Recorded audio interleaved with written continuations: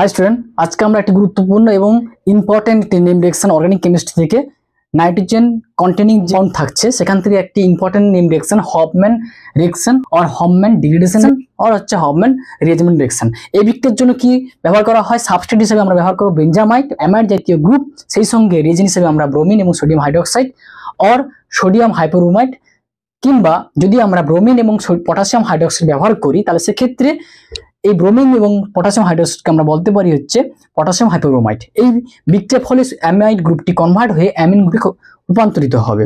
ফলে ক্ষেত্রে যে অ্যামাইড জাতীয় যে কম্পাউন্ড থাকছে সেই অ্যামাইড জাতীয় কম্পাউন্ড থেকে আমরা কি পাবো? অ্যামিন জাতীয় কম্পাউন্ড। গুরুত্বপূর্ণ এবং এই বিক্রিয়াটি খুব গুরুত্বপূর্ণ। এই বিক্রিয়াটি বিভিন্ন কম্পিটিটিভ এক্সাম এসেছে। তাহলে তোমরা যদি ভালো লেগে লাইক এবং কমেন্ট করো এবং সাবস্ক্রাইব করতে ভুলবে না।